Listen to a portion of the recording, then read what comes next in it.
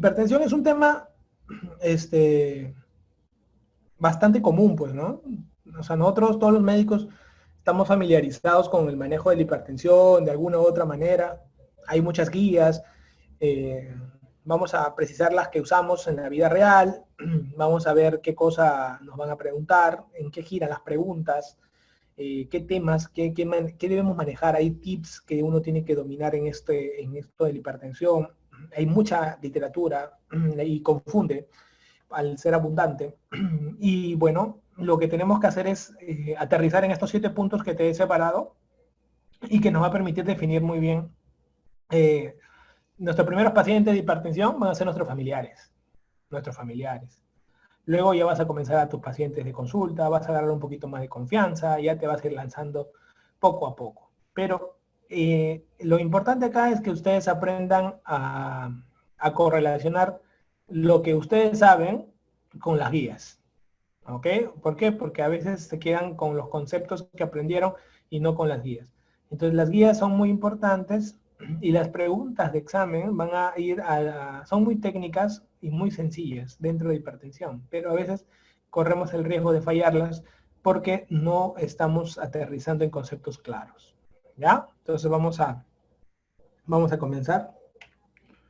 Muy bien.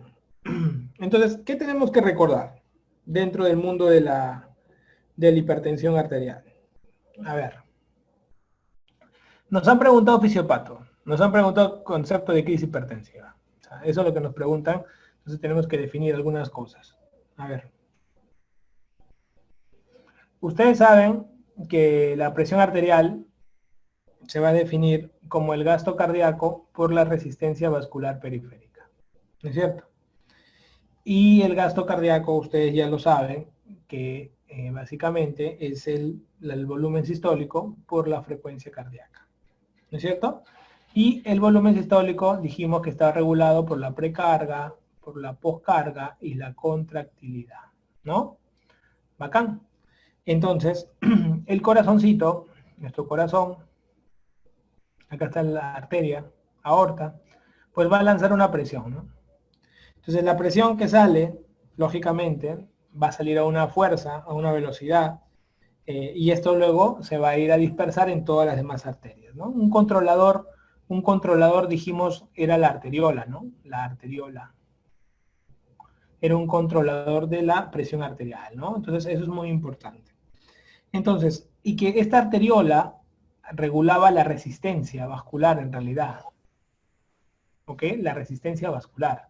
O sea, la arteriola regula la resistencia vascular. Perfecto.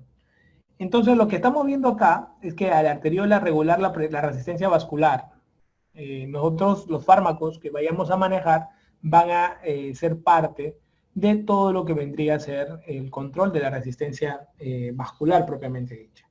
Y no se olviden ustedes que la resistencia es indirectamente proporcional al radio a la cuarta. O sea, quiere decir que arterias más pequeñas, pues vamos a tener mayor potencia de resistencia.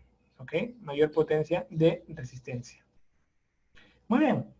Entonces, nosotros vamos a registrar 2 presiones permanentemente. Una presión arterial sistólica, que es la que tiene mayor fuerza, mayor presión, y una presión arterial diastólica, que digamos es el último momento o es la menor fuerza que vamos a poder registrar nosotros de la sangre.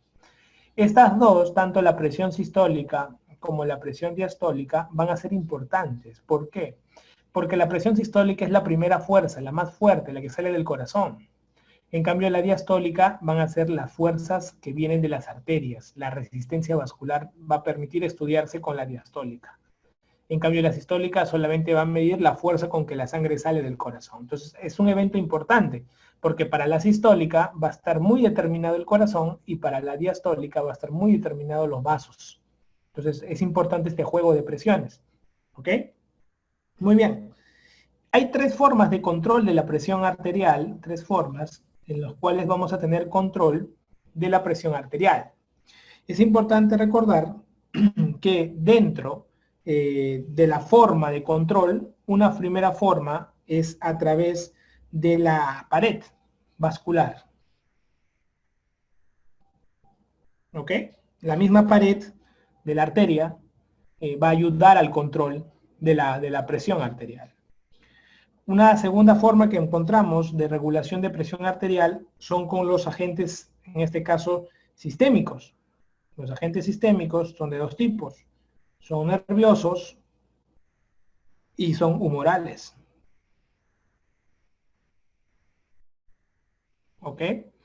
Los nerviosos, básicamente, el efecto simpático y el efecto parasimpático, ¿no? Simpático y parasimpático, ¿no? Y los humorales, nosotros vamos a encontrar dentro de los humorales la angiotensina 2, por eso que el RAS, el sistema renina-angiotensina-aldosterona va a ser muy importante. También tenemos la hormona antidiurética, ¿no? Pero son sistémicos, ¿ok? Son sistémicos. Así como hay agentes sistémicos, hay agentes locales que ayudan, ¿ok? Ayudan. Estos agentes locales van a ser metabolitos que vamos a encontrar nosotros, dentro de los cuales tenemos a las prostaglandinas, tenemos a la adenosina y tenemos a las quininas. También tenemos el endotelio, ¿ok? Agentes locales endoteliales. Básicamente, la endotelina, que es vasoconstrictor, y el óxido nítrico, que es vasodilatador, ¿no?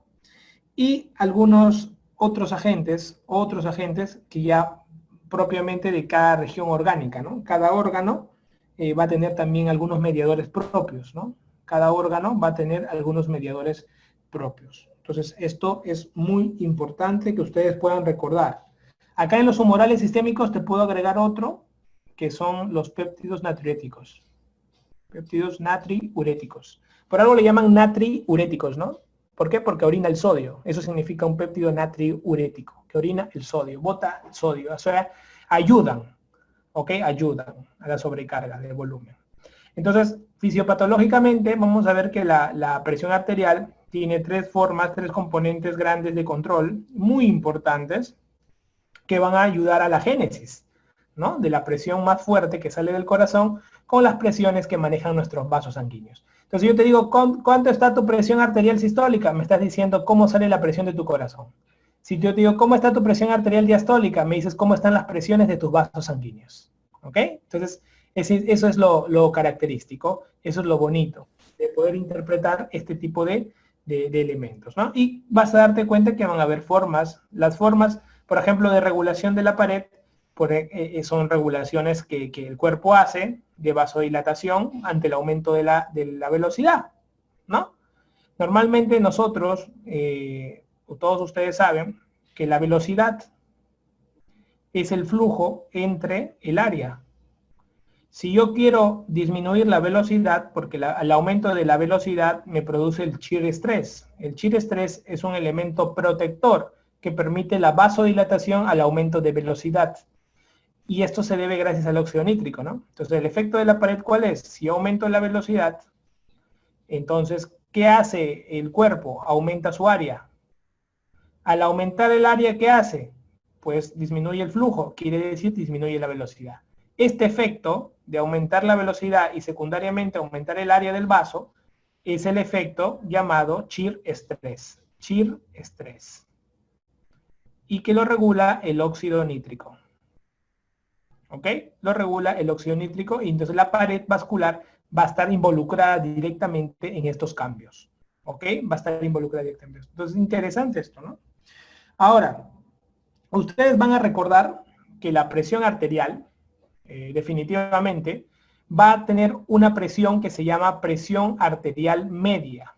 La presión arterial media es la presión en la cual los tejidos van a recibir una presión constante.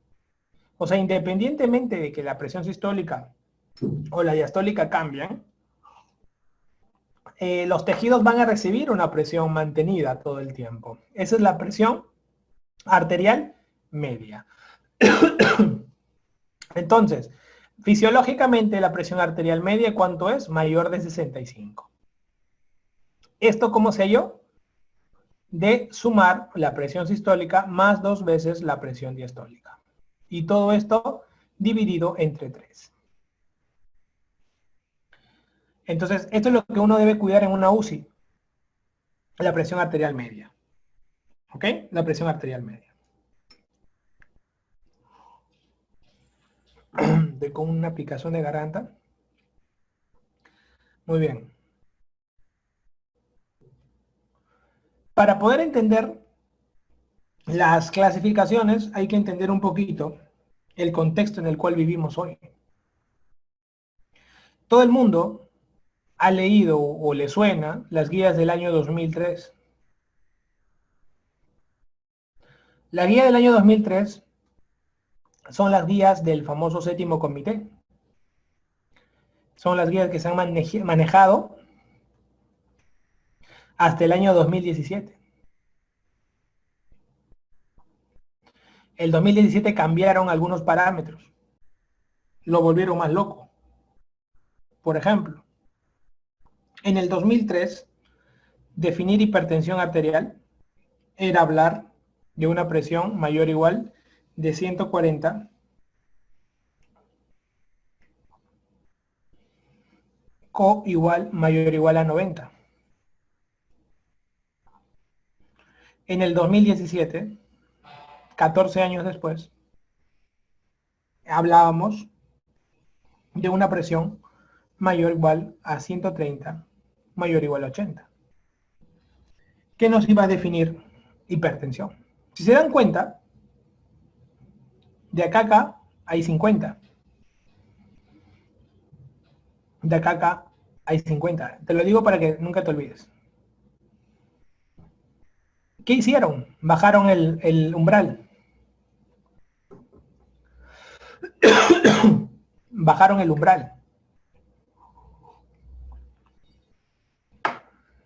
¿Qué pasa al bajar el umbral? Aumenta el número de hipertensos, pues.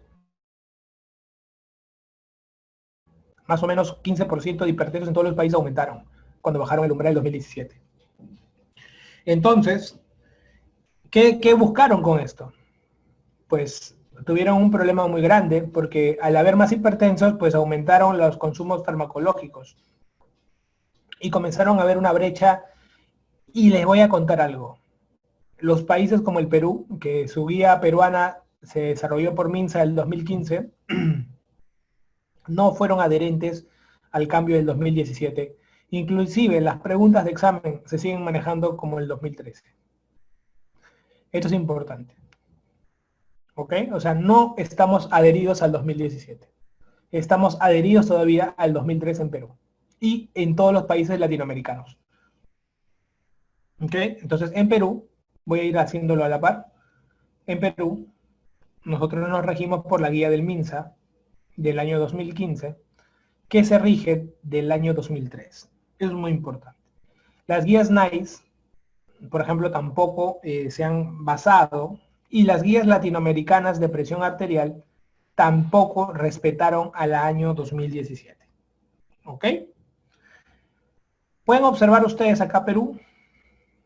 Perú tendría con la guía del 2003 un 12,3% de hipertensos y con la guía del 2017, mira, casi duplica.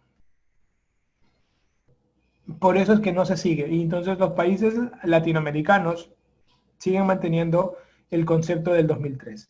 Esta poca adherencia hizo de que se reformularan las guías. ¿Y qué teníamos en el 2003? Vamos a poner primero todas las de 2003, ¿cómo era? Para que ustedes puedan saber. En el 2003 nosotros, bueno, nace la guía y se habla de un concepto que se llama prehipertenso. Y se definía el prehipertenso aquel que tenía su presión sistólica entre 120 con 139 y la diastólica entre 80 a 89, ¿no? Es el concepto de 2003. Hipertensión grado 1 era aquel que tenía entre 140 a 159 y la diastólica entre 90 a 99. Hipertenso grado 2 era aquel que tenía mayor o igual de 160 en sistólica y o mayor o igual, todo siempre es IO en hipertensión, ¿ya? Mayor o igual a 100. Entonces, esto había cambiado. Lógicamente, el 2017 fueron muy serios. No voy a repetir qué pasó en el 2017 porque estamos viendo que no se va a respetar. Entonces, ¿qué pasó este año? El 2020. Se pusieron de acuerdo y dijimos, ¿sabes qué? No podemos estar conviviendo así. Tenemos que ayudar a que puedan ser adherentes a las guías. Entonces, ¿sabes qué? Hay que primero definir un concepto. ¿Qué cosa es ser normal en la presión? Defíname en 2020 qué es normal en la presión. ¿Cuál es la presión normal? Entonces ellos dijeron, normal, vamos a tener que definirlo como una presión menor de 130, ¿ok? Menor de 130 con 85.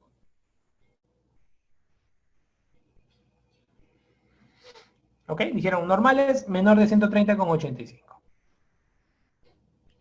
Pero hablaremos de un concepto que se llama normal alto, que es cuando la presión sistólica está entre 130 a 139. ¿Ok? Y la presión arterial diastólica está entre 85 a 89. Si se dan cuenta ustedes, estaban buscando un poco acercarse a los conceptos de prehipertensión. ¿No es cierto? Se están buscando acercar. Porque mira el parámetro máximo de prehipertenso. Pero lógicamente el sistólico cambiaron. Están mezclando ya, ahí nos dimos cuenta que están mezclando las dos guías. Y te hablan de un nuevo concepto. Definamos, te dicen, qué es hipertensión arterial. Y te voy a dar dos definiciones, te dicen. Mira lo que hacen ambos casas. Una cosa es definirlo en consulta y otra cosa es definirlo con el mapa, que ya hemos visto en la clase 1. Si queremos definirlo en consulta, se va a definir hipertensión cuando sea mayor de 140 y o mayor o igual a 90. Con esto están trabajando con el concepto del 2003, ¿no? Pero por mapa va a ser hipertensión aquel que tiene mayor o igual a 180, mayor o igual a 130 y o mayor o igual a 80. O sea, están definiendo como 2017, pero por mapa. Pilatos. Están con Dios y con el diablo. ¿Ok? Y aparte definen un concepto que se está manejando mucho, que es el de presión sistólica aislada. Que es cuando la presión sistólica está elevada, una sistólica mayor o igual de 140 con una diastólica menor o igual a 90. Generalmente este concepto aplica para jóvenes y ancianos. ¿Eh? No hay ningún problema. O sea, aplica para jóvenes y también ancianos. Entonces, chicos, observen.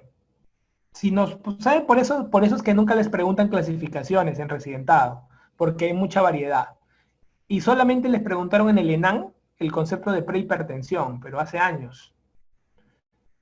Por esto, pues, ¿no? Entonces ustedes tienen que saber, ¿no? Si por ejemplo, ustedes llevaron este curso del año pasado, yo le estaría hablando de la guía 2017 y chicos, aprendan si por si acaso. Pero ahora estamos en el 2020 y hace 3 meses ya todo el mundo se ha pasado la voz del 2020 y ya todo el mundo lo está aplicando en su hospital. Entonces ya no, inclusive la 2017 ya lo hemos dejado de lado completamente y ahorita estamos trabajando con el 2003 para el tema de clasificación. Si alguien te preguntara qué es hipertenso grado 1, hipertenso grado 2, aplica esta de acá. ¿Ya? Solamente por concepto de pregunta examen, de banco, antiguo. ¿Ya? Pero si hoy una pregunta de residentado 2020 para adelante, vas a tener que aplicar esto. Concepto de consulta. Que esto es lo que más frecuente van a preguntarle porque no todos los hospitales tienen mapa. Pues. ¿Ok? Pero tú ya sabes que en la vida real hay dos tipos de diagnóstico, por mapa o por consulta. Eso es importante. Y también definir los criterios de normalidad. Eso también es importante. Definir los criterios de normalidad. Entonces, chicos, 3 cositas puntuales que le estoy dejando en el mundo de la clasificación. Interpretar las clasificaciones de grado 1 y 2, si te preguntan, son preguntas antiguas, aplica 2003. ¿Qué es normal hoy? Menos de 130,85, eso es lo normal, ¿ok? Eso es lo normal. No es menos de 120,80, no es. Eso es lo normal, menos de 130,85. Eso, digamos, estamos hablando entre comillas. Puede ser, doctor, un parámetro normal elevado, ¿no? Una presión sistólica normal elevada. No, normal elevado de 130 a 129. Ah, ya. Y una diastólica.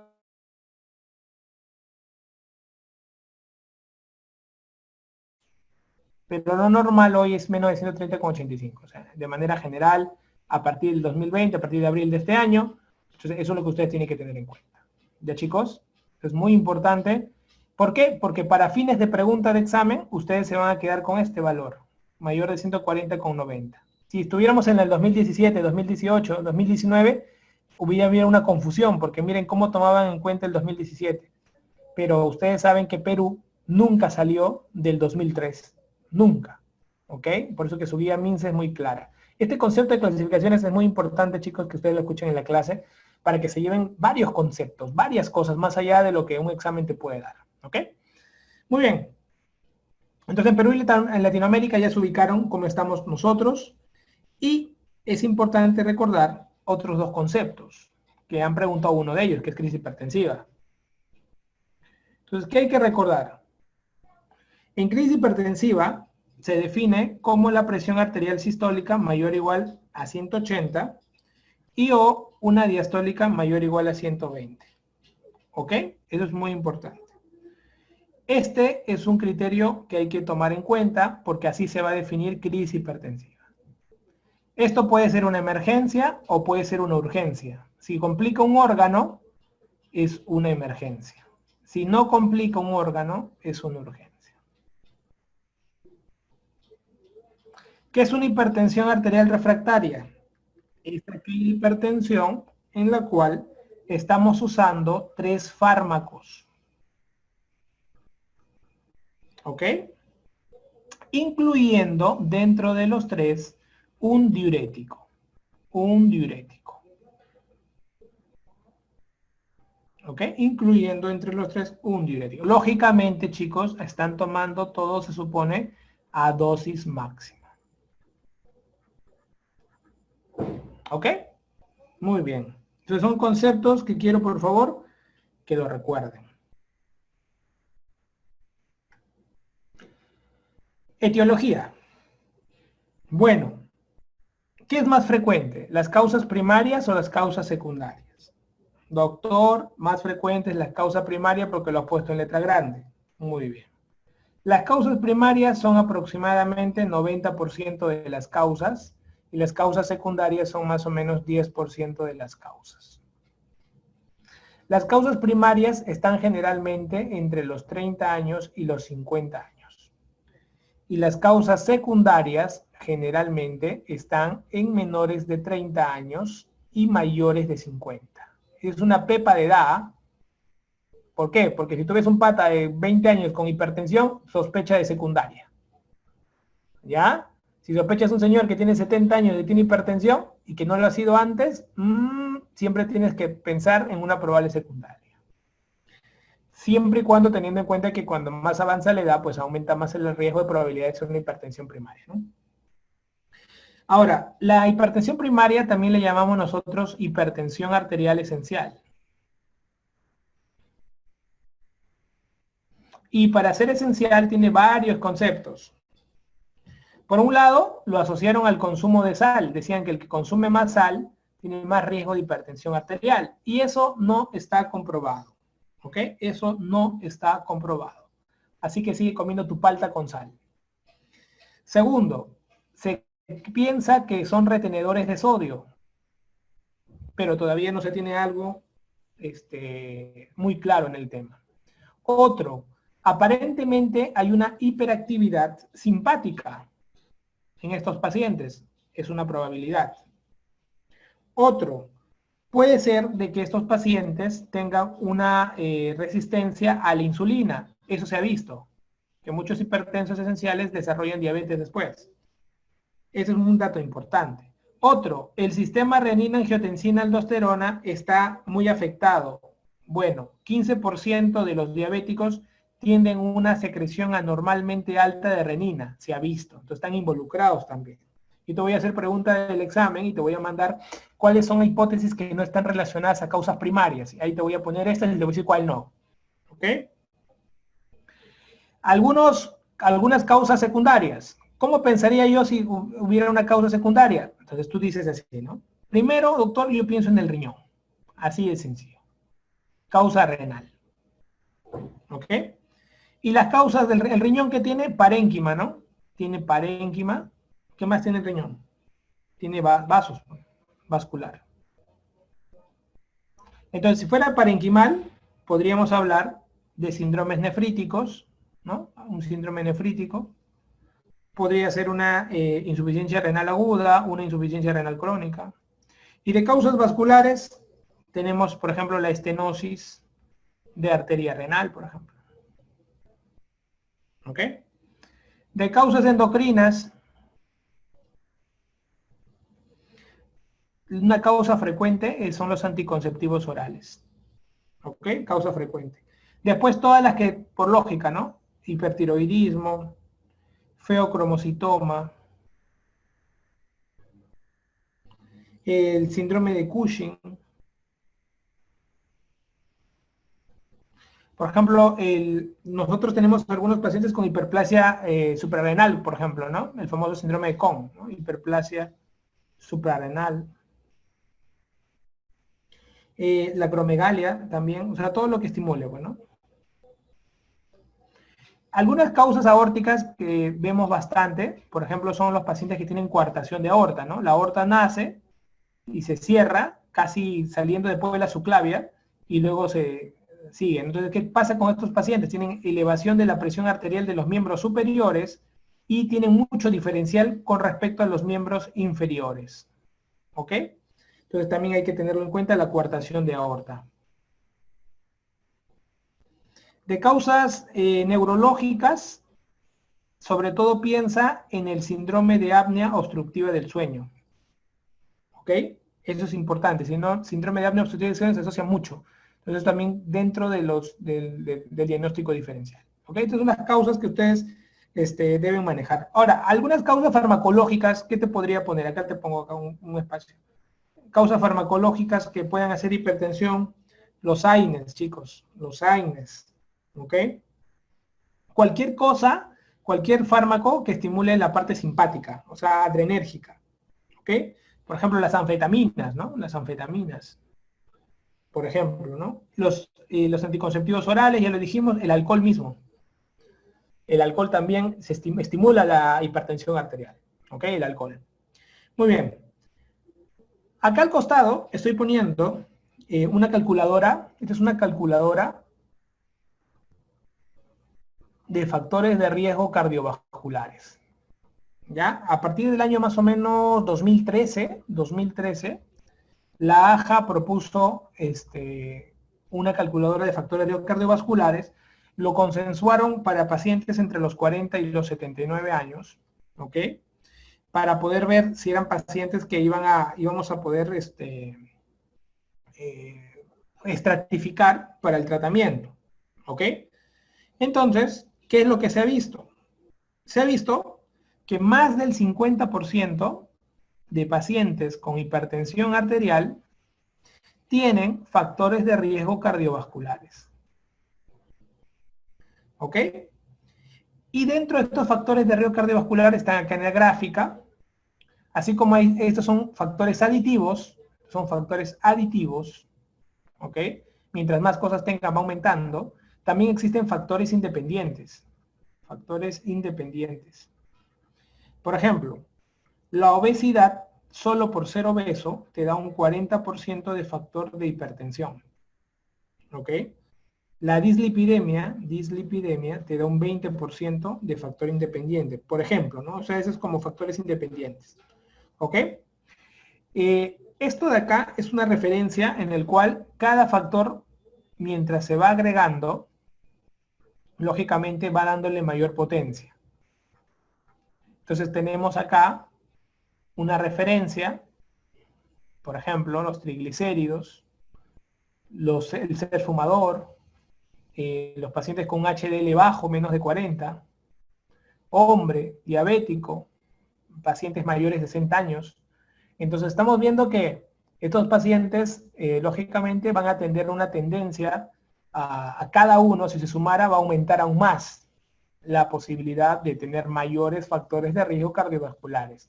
Entonces, esto es importante. ¿Por qué? Porque quiere decir que las presiones van a ser asociadas a los factores cardiovasculares. Las presiones van a modificarse de acuerdo a diferentes factores. Esto es muy importante. O sea, de por sí la presión arterial es un factor cardiovascular propio, independiente, pero aparte, para que la presión también se eleve, también hay otros factores que van a sumar para que ésta se eleve más. Esto es importante. Entonces, parte del tratamiento tiene que ser cuidar los factores cardiovasculares para que la presión también baje. Entonces, a eso se tiene que buscar. El tema es que tú tienes que saber que existen factores que estimulan que la presión se mantenga alta, alta, alta. Hay que quitar estos factores para que la presión pueda bajar. Y no todo le vas a meter fármaco y la culpa al fármaco. Ese es el concepto que tienen que tener ustedes. ¿Ok?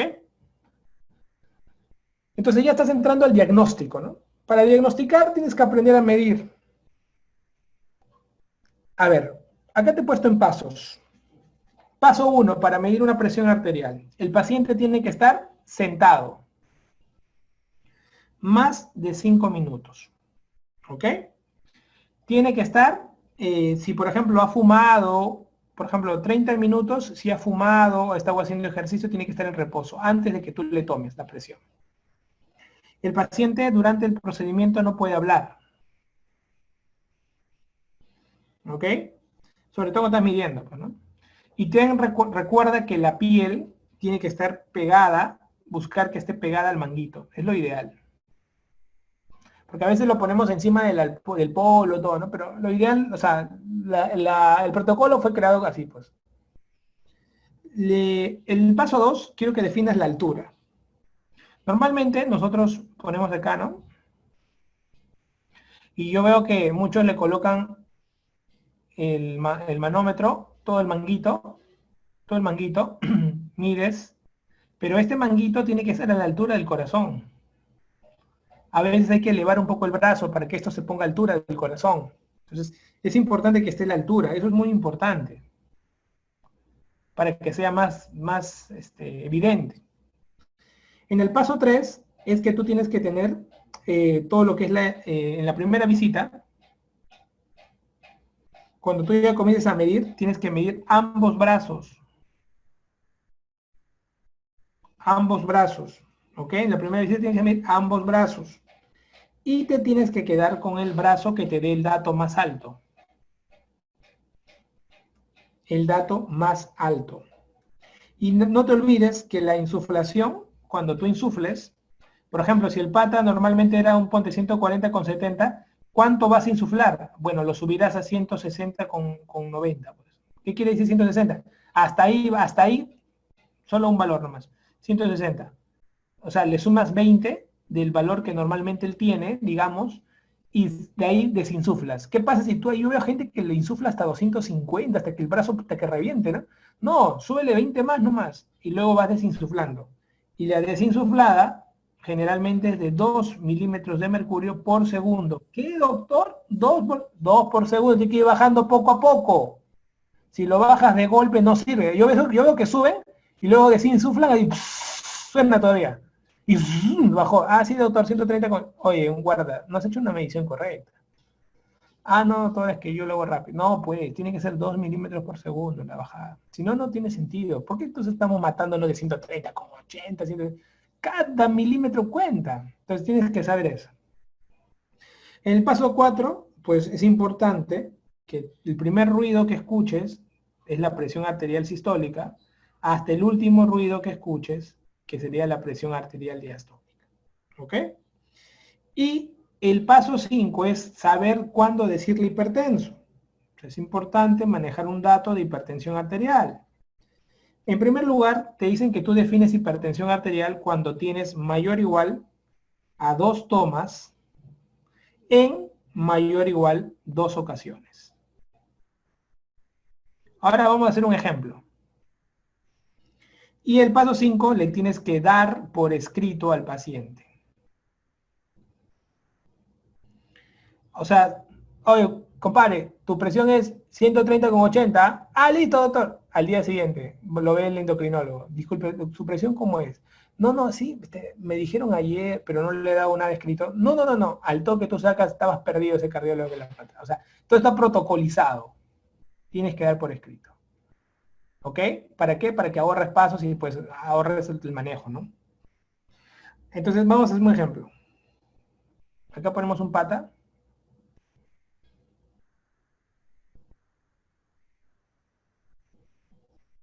¿Ok? Acá le vamos a medir la presión arterial. Acá también. Acá, por ejemplo, está en 144/96. Y acá está en 146/98. ¿Ya? Entonces tú le dices, ¿no? Su primera medida. Medida 1. ¿Cuál escoges? El brazo más alto. 146/98. Pasa unos 5 minutos hablando. Señor, lo voy a medir de nuevo, pero ya el brazo izquierdo nomás. La primera vez es los dos, ahora el brazo izquierdo nomás. Ah, ya listo, doctor, claro, no hay problema. Medida 2. 140/95. Pasa unos 5 minutos más. Señor, lo voy a medir, medida 3. Le voy a medir el brazo izquierdo nuevamente. Claro, doctor, 142/96. De las 3 medidas, se elimina la medida que tengas, digamos, como que las medidas que más se acerquen o que estén más compatibles, ¿no? Tú, por ejemplo, entre las 3, yo veo que las 2 medidas más compatibles son estas 2 de acá. Entonces esta medida lo borro. Y me quedo con estas 2 medidas. De repente acá el pata estaba como que ansioso por mirarte, no sé, pues, ¿no? Entonces ya te quedas con 2 medidas. Haces un promedio entre las 2 y esa va a ser su presión de él en la primera consulta.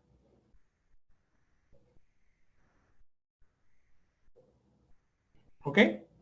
De acá le dices, maestro, ¿sabes qué? Vente en 2 a 3 semanas y te veo. ¿Ya? Ah, listo, doctor. Normalmente el plazo de la guía te dice que de 1 a 4 semanas tienes que volver a verlo.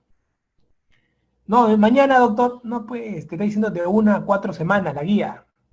Y a la otra semana, la otra semana. Entonces tienes que aplicarte algunas cosas, algún reglamento que te has estudiado. ¿Y por qué tengo que hacer una segunda consulta? Porque la guía muy claramente te dice, tienes que tener mayor o igual a 2 ocasiones. Entonces tienes que tener mayor o igual a 2 ocasiones. Si quieres 3 ocasiones, ya depende de ti. Pues. Entonces haces toda la peña del que te he enseñado al inicio y te sale otra medida. Pues. ¿No? Entonces todo esto, otro XY te va a salir. Ya con eso estratificas según las clasificaciones que te he enseñado. Pues. ¿Ok? Le aplicas las clasificaciones que te he enseñado. Ya con eso ya tu paciente sabes qué tipo de hipertenso es. Pregunta de examen. ¿En qué situaciones no esperas tener mayor o igual a 2? No espero. ¿En qué situaciones? ¿En qué situaciones no espero? Y basta con una.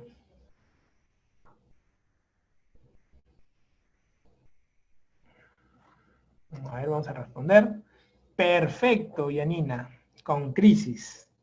En una crisis hipertensiva.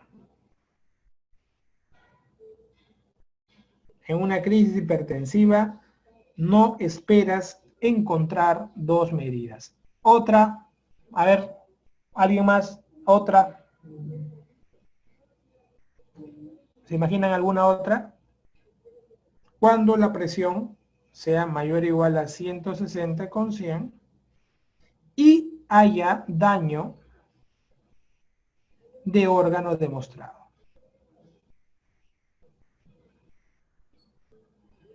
Ya sea, por ejemplo, corazón, ¿no? Hipertrofia ventricular izquierda, un ACV, un paciente que tenga problema renal, un edema agudo de pulmón, lo que tú quieras. ¿Ok? Solo en estas dos condiciones ya no te haces el loco, diagnostica. Perfecto, doctor, lo estoy entendiendo bacán. Quiero pedir algo, doctor. Pide nomás. ¿Qué voy a pedir? Primero, la clásica. Glucosa, urea, creatinina. Clásico. 2, electrolitos, maestro. Sodio, potasio. Básico, pues, ¿no? Cloro, métele cloro, ya métele cloro. 3, análisis del examen de orina. Acá en el análisis de examen de orina te va a ayudar mucho, ¿por qué? Porque hasta proteínas cualitativas te sale. Hematíes te pueden salir positivos, de repente estás pensando en glomerulonefritis, ¿te das cuenta? Las proteínas, siempre te voy a decir que proteínas y hematuria, ¿no? O sea, es lo básico, proteína y hematuria. O sea, siempre, siempre, siempre. Para esas cositas sirven. El perfil lipídico, se pide perfil lipídico porque estás viendo que es un factor cardiovascular. ¿Qué te sirve? El colesterol total y el HDL te sirve bastante. Si el colesterol total sale elevado, ya pide el LDL, aunque cuando te sale HDL es porque te has pedido LDL, PLDL, ¿no? Entonces no hay ningún problema. Otra, el EKG. Es obligatorio. Siempre, descartar cardiopatías asociadas, como arritmias asociadas a la hipertensión, como la fibrilación. Otra, calculas, haces el cálculo cardiovascular. Y ahí le metes todo, tienes tu calculadora cardiovascular, pues le metes todo, ¿no? Si es de que ahí te mete la raza, el sexo, la edad, el HDL, el fumador, diabético, lo que tú quieras, ¿ok? Lo que tú quieras. Algo adicional, doctor, quiero seguir pidiéndole cosas a mi paciente. Mira, puedes pedirle albuminuria. ¿Por qué? Porque la albuminuria es factor, es factor de riesgo cardiovascular también, factor pronóstico. ¿Ok? Es interesante la albuminuria. Si quieres un ecocardio también, de acuerdo a alguna sospecha que ya puedas ir teniendo, también está dentro de los valores que se pueden utilizar. Doctor, y si fuera una causa secundaria, mira, esto es para todos, pero si tú estás pensando en causas secundarias, un examen importante es el ecodoppler renal. ¿Por qué? Porque te estudia estenosis. Estenosis renal. ¿Ya? Entonces, dato importante, todos a tomar en consideración.